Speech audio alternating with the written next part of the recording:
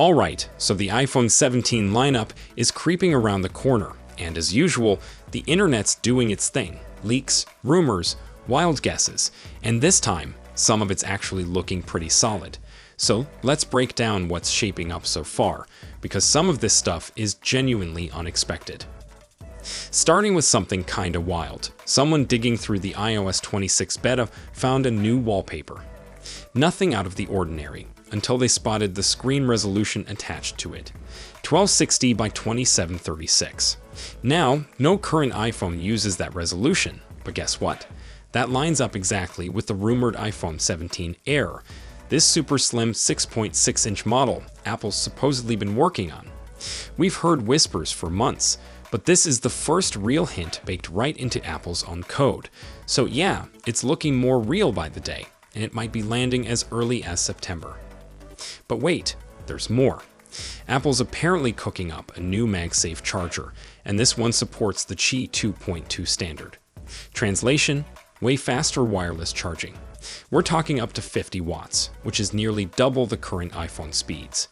Now, to be clear, that doesn't confirm the iPhone 17 will charge that fast, but why make the charger if they're not planning to use it?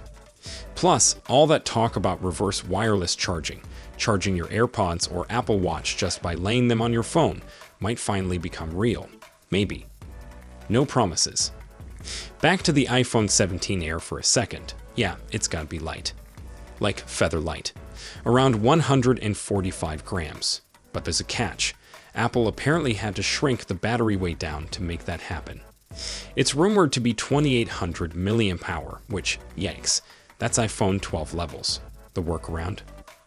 A new smart battery feature that supposedly learns how you use your phone and shuts down stuff you're not using in the background.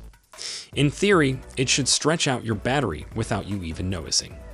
Whether that actually works or just sounds cool in a keynote, we'll see. Now, if battery life actually matters to you, the Air might not be it. You'll probably want to look at the Pro models, but even the base iPhone 17 has some curveballs this year. So, get this, the regular iPhone 17 is getting a screen bump, going from 6.1 to 6.3 inches. And for the first time ever, 120 refresh rate is coming to the non-Pro model. Sounds great, right? Except it's not adaptive. It's stuck at 120 Hz full time, which could be a battery killer. Oh, and still no always-on display. Kinda feels like a halfway upgrade. And under the hood, Apple's not exactly going all out either. The base 17 is rumored to stick with the same A18 chip as last year's iPhone 16, and still 8 gigs of RAM.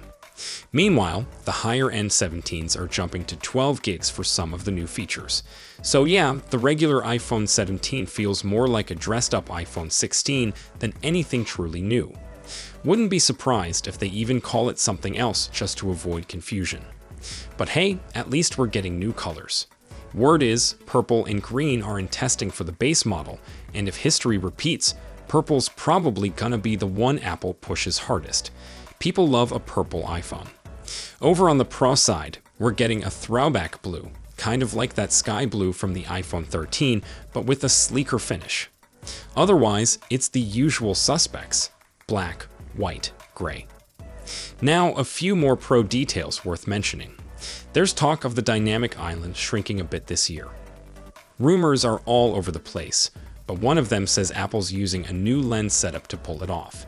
If true, that might be the first step toward the dream of a notch-free, island-free front display.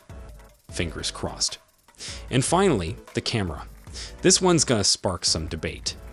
Apple's apparently upgrading the telephoto sensor to a better 48-megapixel one, which sounds great, except they're also dropping the zoom from 5x to 3.5x. Why? Supposedly to improve portrait shots. Apple says they'll simulate 5x with digital cropping, but let's be real, it's not the same. The iPhone 17 lineup is shaping up to be kind of a mixed bag. Some really cool upgrades, some odd choices, and a couple wait, why are we doing this? Moments. September's not far off, so we won't have to wait long to see how it all shakes out. If you're into this kind of breakdown and want to stay on top of the next wave of leaks, you know what to do. Hit that like, maybe subscribe, and I'll be back with more as soon as stuff drops. Catch you in the next one.